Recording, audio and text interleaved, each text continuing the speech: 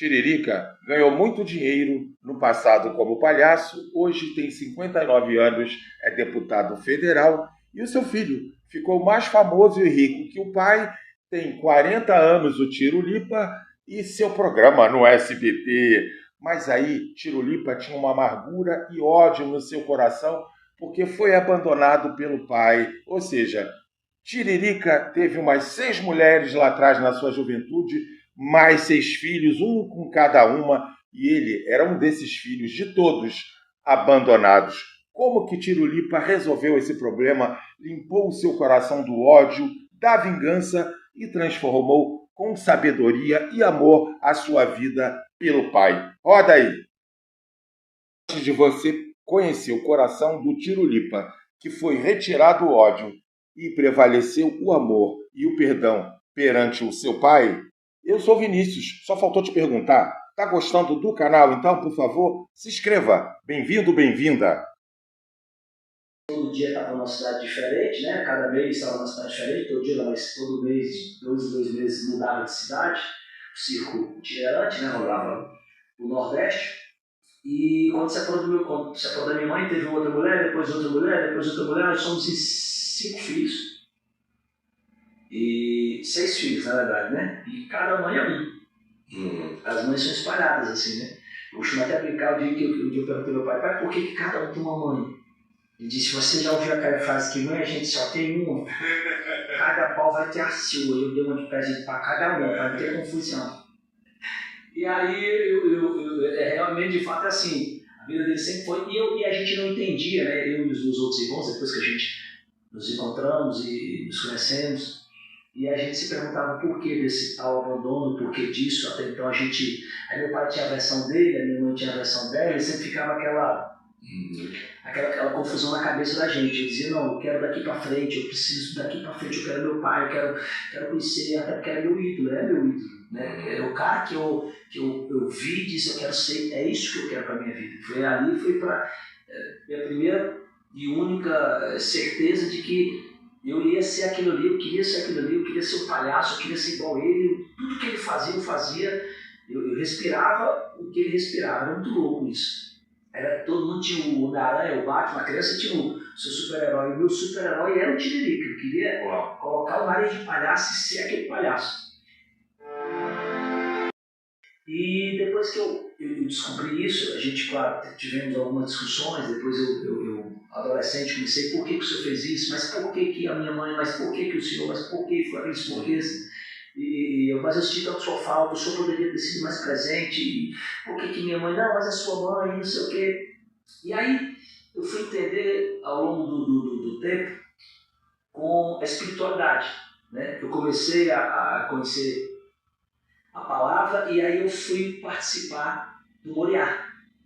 E no Moriá, na parte da paternidade, me pegou. Eu não senti nada em nenhuma outra área, mas na área da paternidade, aquilo ali, eu fui entender. E naquela época que eu fui pro Moriá, eu fiquei um tempo sem falar com meu pai. A gente ficou um tempo meio que brigado, assim, porque de fato tinha certas coisas que eu não entendi, e também estava meio chateado comigo, que eu fui para a mídia falar dele e tal, e a gente ficou meio que arranhado. E eu acho que estava com um ano e pouco sem falar com meu pai. E o Moriá, eu fui por conta do meu relacionamento, eu com a minha mulher. Rapidinho, Moriá é um retiro espiritual que acontece lá em BH muito forte. Pastor Elizabeth. Exatamente. E eu fui, e quando eu fui, cara, eu fui por conta que eu estava me separando da minha esposa. A gente estava numa tribulação conjugal e eu disse, cara, eu tinha nada a ver com paternidade. Eu fui para resolver o casamento, para ver o que eu queria, minha mulher também, e foram os dois, né, vamos olhar. Só que, cara, eu fui para ali, claro, Deus restaurou meu casamento, mas o mais forte foi a paternidade. Eu sofri muito com a paternidade. E aí, a primeira coisa que eu fiz quando terminou foi ligar para ele, fui conversar com ele, e lá eu entendi o porquê que meu pai era esse cara de tantas mulheres, de filhos com cada mulher, a distância, né, eu entendi que como é que a pessoa vai dar o que ele nunca teve, né? Aí eu fui lá atrás, como é que era, eu fui perguntar a ele, pai, como é que era o senhor com seu pai? E meu pai não conhece o pai dele até hoje. Meu pai nunca viu o pai dele. Né? Minha avó sempre escondia quem era o pai, dizia que o pai era meu pai ia lá, não sou teu pai não. Teu pai é o caminhoneiro, não, não sou, teu pai não sei o que, não sou teu pai, barato, o minha avó ficava brincando, dizendo que o pai dele era esse, o pai dele era aquele. E o pai dele morreu e ele não conheceu quem era o pai dele. O padrasto dele batia na mãe e espancava ele, e ele saiu de casa para não matar o cara, porque era confusão e meu pai, também filho da minha avó, com um bocado de filho, outro homens. As coisas, né, da forma que o pai viveu, com 8 anos de idade teve que ser palhaço forçado, a mãe botava ele no pai ser palhaço, vai porque o palhaço faltou, é tudo para fazer o palhaço. Aos 15 anos de idade já sustentava a sua família como palhaço circo, foi quando ele conheceu minha mãe com 15, 16 anos, já começou a rodar o mundo.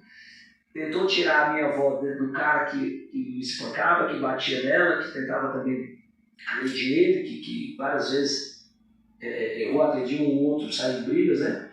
E foi uma vida muito complicada. Então, quando eu comecei a ver a vida do meu pai, eu falei, cara, como eu posso cobrar desse cara?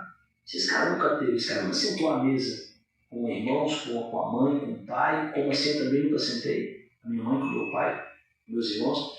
E eu comecei a entender e ali eu perdoei, de fato, eu disse, pai, tá tudo certo, o senhor não pode dar, o senhor nunca teve. Né? A história do senhor foi muito, o senhor nem chegou a conhecer o seu pai, eu ainda estou conhecendo o senhor, eu tive a oportunidade do senhor aqui de estar, a gente zerado aqui para frente, a gente seguir a nossa vida. E aí lá eu perdoei, ele entendi que a pessoa não pode dar o que ela nunca teve. Então isso fez com que eu quebrantasse o meu coração e eu dissesse assim, não, eu tenho que fazer diferente. Daqui para frente, eu é que não posso seguir esses exemplos, eu é que tenho daqui para frente fazer diferente para minhas filhas, ser diferente para as minhas filhas, porque a maldição hereditária está aí. Essa consciência que você teve é uma coisa que está em casa. É muito difícil a pessoa, no meio do problema, ter essa autoconsciência, como você teve. Peraí, daqui para frente, eu vou deletar o passado, vou amenizar essas dores do abandono e daqui para frente. Isso é muito difícil, essa autoconsciência que você teve, é muito difícil as pessoas terem. E outra coisa que admiro na sua história é que você buscou ajuda. Tirulipa, muita gente está passando por um inferno e não consegue pedir ajuda. Você foi lá buscar. E pra você ter ideia, a maldição hereditária é tão grande na minha família que meu irmão já tem 5 filhos com 4 mulheres diferentes, mais velho. A minha irmã, teu irmão mais velho, tem 3 filhos com 3 homens diferentes. Meu outro irmão mais novo tem 2 filhos com 2 mulheres diferentes. Você vê como as coisas... A história vai ser repetida na família. Então, para mim ali foi quando o pastor disse, cara, você tem que quebrar isso aí. Eu estava para separação, né? Então você acredita? Eu estava para separar ali naquele momento. Imagina que se eu não vou para ali, eu talvez tinha seguido aí, se eu não tivesse buscado ajuda... Ia repetir a história. Ia repetir a história, mas eu estava para separar da minha mulher. Então eu tinha tido filho da minha mulher. Essa é a pergunta que eu quero te fazer. Você acredita que existem problemas que só se resolvem espiritualmente? Com a tua experiência. Eu não estou falando baseado na tua fé ou na sua religião, mas na sua experiência de vida. Eu acho que o problema só resolve com a fé? Não tem problema não, acho que todos os problemas só se resolvem na fé, cara. Não tem pra onde correr. Não tem pra onde correr. Eu vou para a igreja e aí a galera me vê sempre... a gente está batendo um papo sério aqui, né? Mas eu estou como Everson aqui. Eu estou como uma pessoa. Não como CNPJ, né?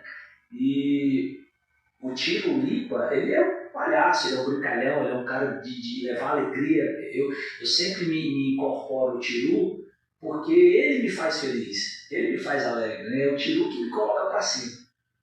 O Everson tem suas preocupações, ele é o pai, e quando eu vou para a igreja, os caras me olham assim e dizem, ele tá fazendo o que aqui? Tipo assim, o cara dança brincar, né? E aí? É sério. E aí? Mas olha, o negócio aqui é sério, não sei o quê. Só que é isso que eu falo para os caras, cara, o meu segredo é Jesus.